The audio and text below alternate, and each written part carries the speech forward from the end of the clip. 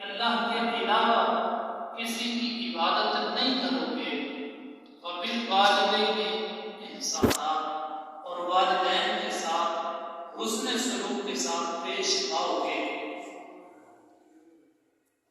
امام فخر الدین رازی علیہ رحمہ تفسیر کبیر کے اندر لکھتے ہیں، کہا کہ اللہ رب العزت نے اپنے حق کے متصل بات جو ہے والدین کا حق جو ہے وہ ذکر کیا۔ اس کی وجہ کیا ہے؟ آقا کریم علیہ السلام آپ کی بارگاہ میں ایک صحابی آئے، عرض کی یا رسول اللہ، میرے احسانات کا سب سے زیادہ حقدار کون ہے؟ آقا کریم علیہ السلام نے ارشاد فرمایا امک، فرمایا تیری ماں جو ہے وہ سب سے زیادہ تیرے احسانات کی حقدار ہے۔ عرض کی یا رسول اللہ ثم من، عرض کی یا رسول اللہ اس کے بعد جو ہے کون ہے جس کے ساتھ میں احسان کروں؟ سرکار نے پھر ارشاد فرمایا امک، فرمایا تیری ماں ہی ہے جس کے ساتھ وہ حسن سلوک کرے۔ تیسری مرتبہ صحابی نے پھر عرض کر دیا یا رسول اللہ ثم من، اس کے بعد جو ہے وہ کون حقدار ہے؟ تو آقا کریم نے پھر ارشاد فرمایا امک، تیری ماں ہی تیرے احسانات کی حقدار ہے۔ آقا کریم علیہ السلام سے پھر جو ہے صحابی نے عرض کی چوتھی مرتبہ، کہا ثم من، یا رسول اللہ اس کے بعد کس کا درجہ ہے؟ تو آقا نے فرمایا ابا کا، فرمایا تیرے باپ کا درجہ ہے۔ پھر اس کے بعد جو قریبی رشتہ دار ہیں، پھر اس کے بعد جو قریبی رشتہ دار۔ اب تین حق آقا کریم علیہ السلام نے ماں نے دکھائے، اس کے بعد چوتھا حق جو ہے وہ باپ کا فرمایا۔ تو محدثین جو ہے ذکر کرتے ہیں، امام فخر الدین رازی نے فرمایا وجہ کیا ہے کہ یہ تین حق جو ماں نے ذکر کیے، چوتھا حق باپ کا ذکر کیا، تو اس کی وجہ کیا ہے؟ فرمایا کہ اصل جو ہے ماں جو ہے اپنی اولاد کے لیے جو ہے وہ تین طرح کی تکلیفوں سے گزرتی ہے۔ پہلی تکلیف جو ہے وہ ایام حمل کی تکلیف ہے کہ جب ماں جو ہے نو ماہ جو ہے اپنے بیٹے کو اپنے شکم کے اندر اپنے پیٹ میں رکھتی ہے، تکالیف برداشت کرتی ہے۔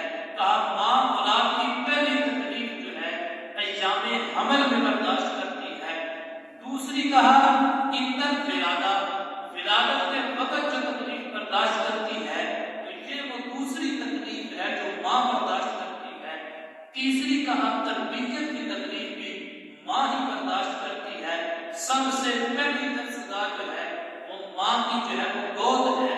کہا تین تکلیفیں جو ہیں وہ ماں برداشت کرتی ہے، اور تربیت کی جو تکلیف ہے اس میں جو تکلیف ہے وہ باپ برداشت کرتا ہے۔ اس لیے آقا کریم نے جو ہے تین حق ماں کے دکھائے اور چوتھا حق جو ہے وہ باپ کا ذکر کیا۔ کہا سب سے زیادہ احسانات کے جو تین درجے ہیں وہ تیری ماں کے ہیں، اور چوتھا درجہ جو ہے وہ تیرے باپ کا ہے۔ اللہ، اسی طرح یہاں پر ایک مسئلہ بھی جو ہے وہ سنتے چاہیے۔ علماء نے لکھا ہے کہ والدین میں سے جو ہے وہ خدمت کرنے کے اندر بچہ جو ہے وہ ماں کو ترجیح دے گا، اور حکم کے اندر جو ہے وہ باپ کو ترجیح حاصل ہوگا۔ اگر بچہ کوئی چیز جو ہے وہ باہر سے لے کے آیا تو پہلا حق جو ہے وہ ماں کا ہے کہ ماں کو وہ چیز جو ہے وہ دی جائے۔ دوسرا حق جو ہے وہ باپ کا ہے، خدمت کے اندر ماں کو ترجیح ہوگی، حکم کے اندر جو ہے وہ باپ کو ترجیح دی جائے گی۔ وجہ اس کی یہ ہے کہ الرجال قوامون علی النساء، گھر کا حاکم باپ ہے، ماں نہیں ہے، لہذا خدمت کے اندر بچہ جو ہے ماں کو فوقیت دے گا، اور حکم کے اندر جو ہے باپ کی بات جو ہے وہ فوقیت رکھے گی۔ آقا کریم علیہ السلام کے یہ فرمان جو ہے اسی کے تحت علماء لکھتے ہیں، بسا اوقات یہ ہوتا ہے کہ ماں جو ہے اپنی بہن سے ناراض ہو جاتی ہے اور بچوں کو کہتی ہے تمہیں اپنی خالہ سے جو ہے وہ ملنا نہیں ہے،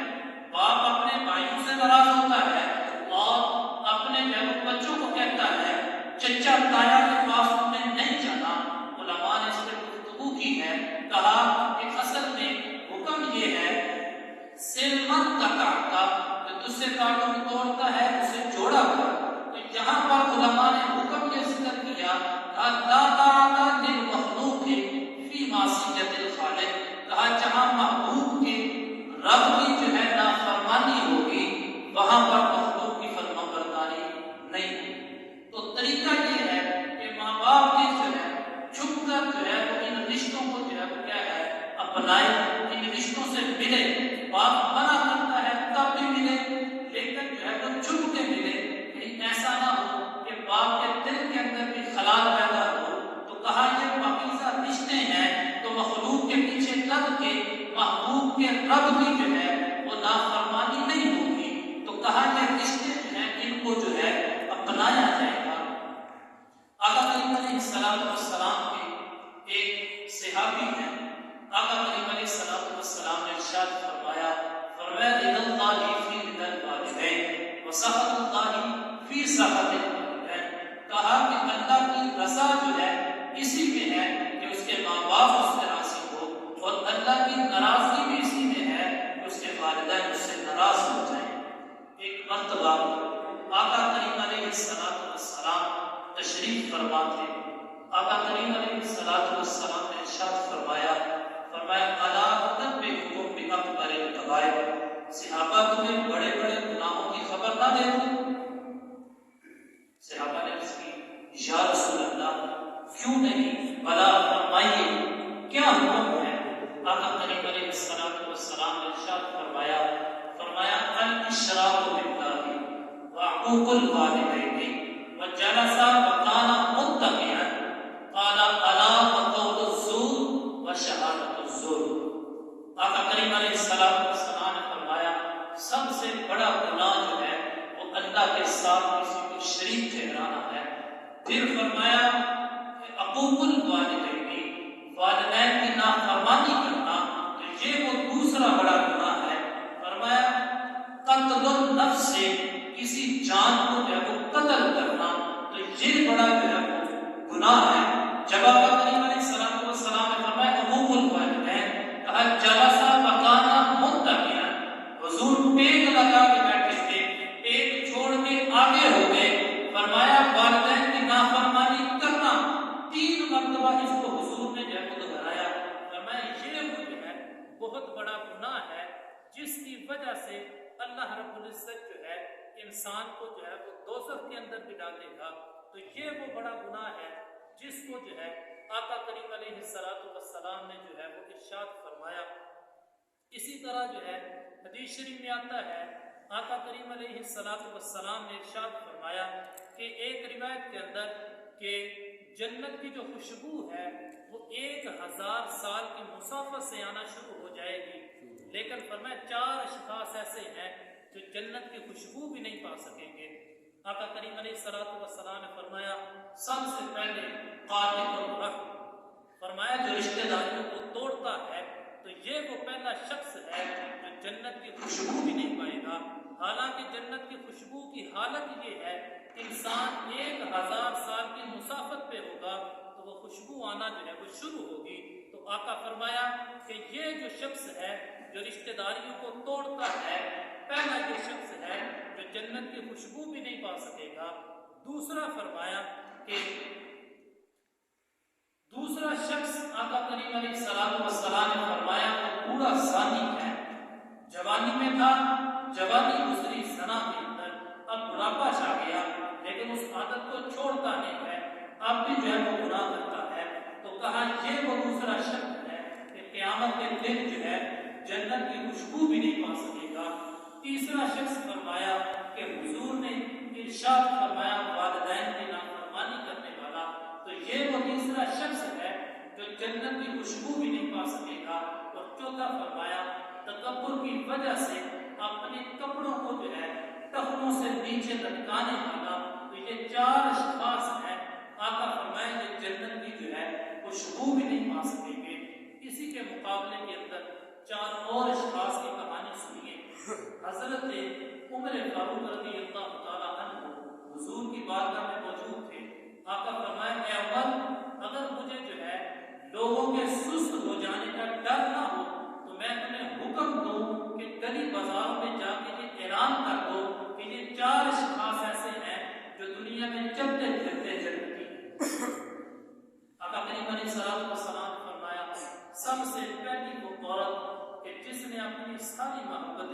اپنے خاوند پہ جو ہے وہ نچھاور کر دی اور اس حال میں مری کہ اس کا خاوند اس پہ راضی تھا تا قیامت کے دن کوئی بھی شے اس کو جنت میں جانے سے رکاوٹ پیدا نہیں کر سکتی۔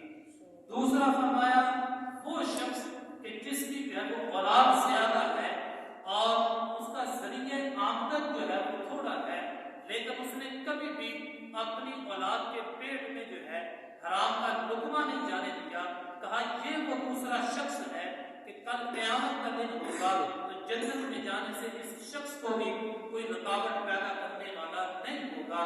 اسی طرح تیسرا شخص فرمایا والدین کے ساتھ حسن سلوک کرنے والا، والدین اس پہ راضی ہیں، قیامت کا دن ہوگا تو یہ شخص بھی جنت میں جانے سے کوئی بھی شخص کو رکاوٹ ڈالے نہیں۔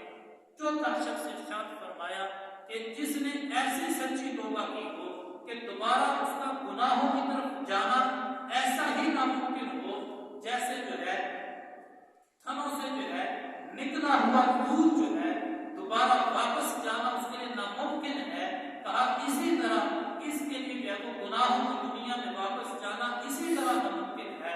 فرمائے کہ 4 اشخاص ایسے ہیں، عمر اگر لوگوں کے سست ہونے کا ڈر نہ ہو تو میں تمہیں یہ حکم دوں کہ گلی بازاروں میں یہ حکم اعلان کر دو کہ یہ شخص جو ہے دنیا میں چلتے پھرتے جو ہے جنتی ہیں۔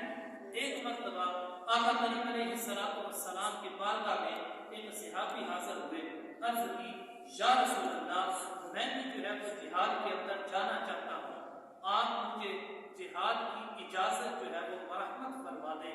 تو آقا کریم علیہ السلام نے فرمایا احج الوالدان، کیا تیرے ماں باپ زندہ ہیں؟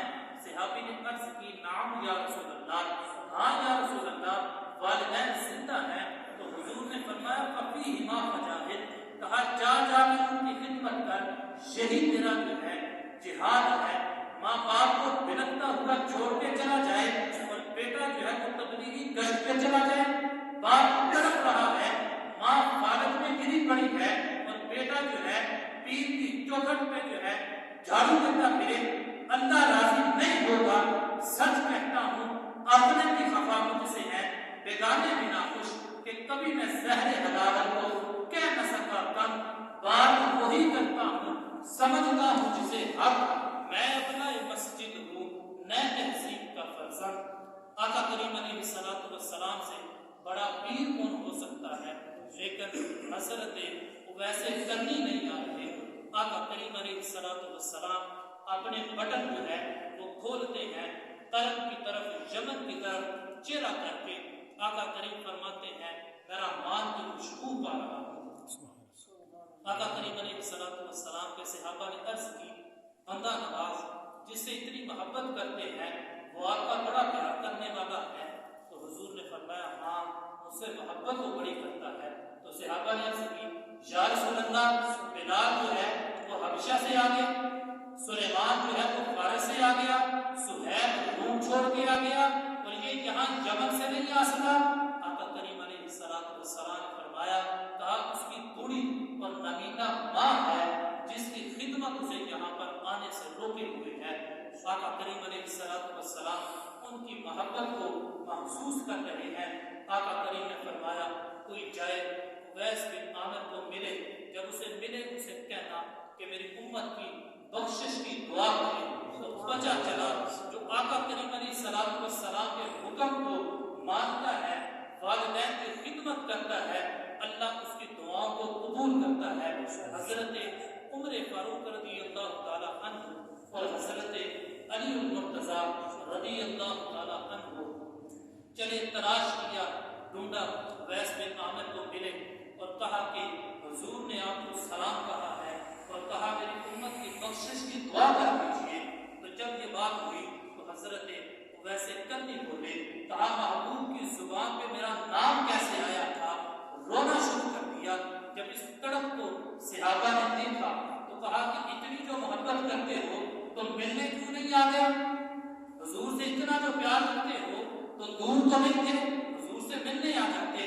تو حضرت اویس کرنی نے بات کے رخ کو موڑا، کہا تم تو میرے حضور کے سامنے تھے، بتلاؤ ذرا کہ حضور کے یہ سامنے والے جو ابرو تھے یہ جڑے ہوئے تھے یا ملے ہوئے؟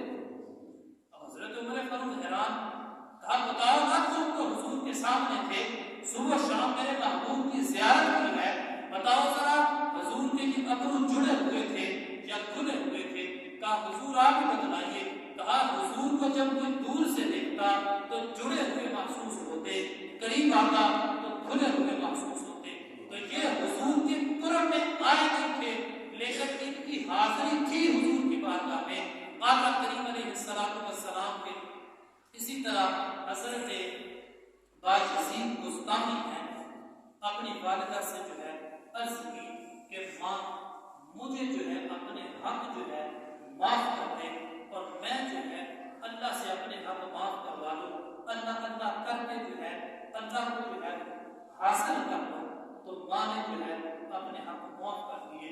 حضرت باجزید بستامی جو ہے جنگلوں کی طرف چلے گئے. 12 سال بیت گئے. بستان کی سمجھ سے گزر ہوا تو سوچا کہ اب جو ہے ماں کو جو ہے وہ سلام کرتا جاؤں. جب دروازے کے قریب پہنچے تو رات کا وقت تھا، سردیوں کا موسم تھا. تو سوچا کہ ساری زندگی تو ماں کی خدمت نہیں کی، اب ماں سوئی ہوگی، بیدار کر کے اسے جو ہے تنگ بھی نہیں کرتا. تو دروازے کے قریب بیٹھ گئے. جب تہجد کا وقت ہوا تو ماں جب اٹھی اور نالی سے پانی باہر آیا تو سمجھ گئے کہ ماں تہجد کے لیے اٹھی ہے. تو جب جو ہے حضرت باجزید بستامی دروازے کے قریب ہوئے، ماں نے ہاتھ اٹھا لیے، عرض کی اے میرے مالک، میرا باجزید تیری طرف میں نکلا ہے، تو اسے اپنا وصال عطا کر دے. میں نے اسے اپنے حق معاف کر دیے. حضرت باجزید بستامی کہتے ہیں میں ماں کے قدموں سے لپٹ گیا. کہا کہ میں اپنے رب کو جنگلوں میں تلاش کرتا تھا، میرا رب تو میری ماں کے پاس ہے. تو یہ ایسا وظیفہ ہے کہ اللہ رب العزت اپنا قرب بھی عطا فرماتا ہے. والدین کی رضا کے اندر ہی اللہ کی رضا ہے. اللہ رب العزت نے قرآن میں ارشاد فرمایا وَقَضَىٰ رَبُّكَ أَلَّا تَعْبُدُوا إِلَّا إِيَّاهُ وَبِالْوَالِدَيْنِ إِحْسَانًا إِمَّا يَبْلُغَنَّ عِندَكَ الْكِبَرَ أَحَدُهُمَا أَوْ كِلَاهُمَا فَلَا تَقُل لَّهُمَا أُفٍّ وَلَا تَنْهَرْهُمَا. کہا اگر بڑھاپے کے اندر یہ دونوں تمہارے پاس موجود ہوں یا ایک موجود ہو تمہاری خوش قسمتی، تو کہا فَلَا تَقُل لَّهُمَا أُفٍّ وَلَا تَنْهَرْهُمَا. کہا انہیں اف تک بھی نہیں کہنا، جھڑکنا نہیں ہے. امام فخر الدین رازی علیہ رحمہ تفسیر کبیر کے اندر لکھتے ہیں کہ یہ جو اف کا لفظ ہے اس کی چند ایک تشریحات ہیں. ان میں سے 2 تشریحیں جو ہے آپ کے سامنے رکھوں گا. سب سے پہلی تشریح اف کا مفہوم ذکر کرتے ہیں. کہتے ہیں انسان جو ہے وہ پاکیزہ رہتا ہے، اپنے کپڑوں کے اوپر جو ہے مٹی بھی نہیں پڑنے دیتا. اگر اس کے جسم کے اوپر کپڑوں کے اوپر مٹی گر جائے تو وہ پھونک کے ساتھ اس مٹی کو دور کرتا ہے. تو اس پھونک سے جو آواز پیدا ہوتی ہے عربی میں جس کو اف کہتے ہیں. تو پھر ہر ناپسندیدہ چیز کے لیے اف کا لفظ جو ہے وہ بولا جانے لگا. کہا ماں باپ کے سامنے جو ہے حالت تیری ایسی ہو کہ تو نے جو ہے ان کے سامنے ناپسندیدگی کا اظہار بھی نہیں کرنا. یہ ہے ان کا ایک جو ہے وہ تشریح جو امام غازی نے جو ہے تفسیر کبیر کے اندر لکھی. دوسرا فرمایا ماں باپ جب بوڑھے ہو جائیں اور ان کا پیشاب اور بہانا جو ہے وہ بستر کے اوپر جو ہے کپڑوں کے اندر نکل جائے، انسان ان کو جو ہے وہ صاف کرتا ہے. کہا اس وقت جو ہے انسان کے اندر جو فطری جو ہے نفاست ہے اس کی وجہ سے انسان اپنے ناک کے اوپر جو ہے وہ کپڑا رکھتا ہے. نفرت ماں باپ سے نہیں ہوتی، نفرت اس جو ہے بدبو سے ہوتی ہے جو چارپائی سے یا کپڑوں سے اٹھ رہی ہوتی ہے. تو وہ اپنے ناک کے اوپر جو ہے کپڑا رکھ لیتا ہے. تو علماء نے ذکر کیا، امام راضی فرماتے ہیں، علماء بیان کرتے ہیں کہ اس کا تقاضا یہ ہے کہ تم کھلے ناک سے اپنے ماں باپ کو صاف کرتا رہے، ان کی خدمت کرتا رہے. کہیں ایسا نہ ہو تیرا ناک کے اوپر کپڑا رکھنا تیرے ماں اور باپ کے دل کے اندر خراب اور بلا کو پیدا کر دے کہ میرا بچہ مجھ سے نفرت کر رہا ہے. کہا اس کا تقاضا یہ ہے کہ کھلے ناک سے ماں اور باپ کی خدمت کرتا رہے، ان کو صاف کرتا رہے، اور اپنے دل کے اندر اور نہ اپنے جو ہے زبان سے کوئی ایک کلمہ بھی جو ہے وہ ادا کر. یہ اس کی تشریح ہے. ماں اور باپ کی تعظیم کا یہ عادت ہے، کھلے نام سے ان کی خدمت کرتا رہے.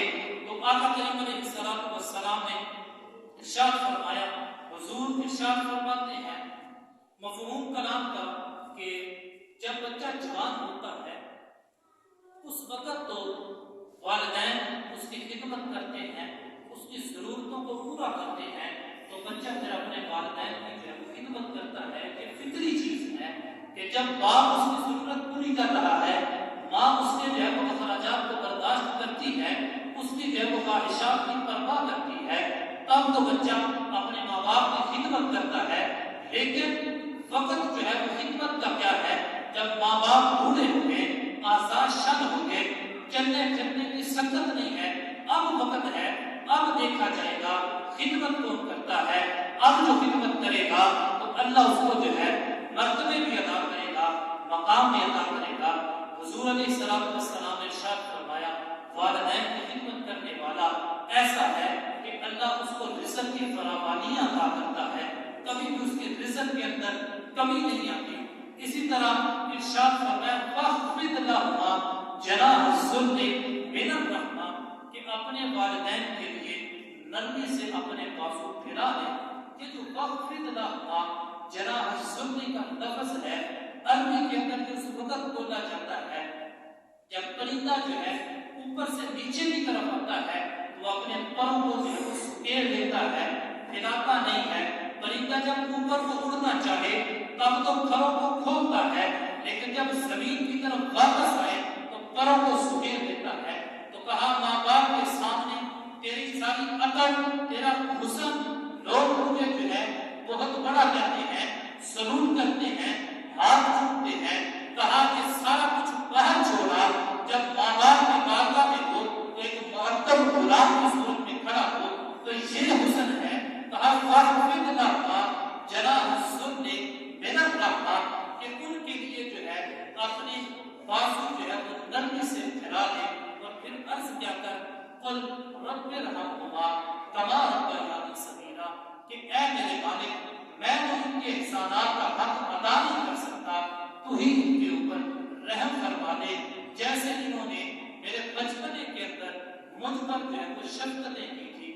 ایک شخص نے آقا کریم علیہ الصلوۃ والسلام کی بارگاہ میں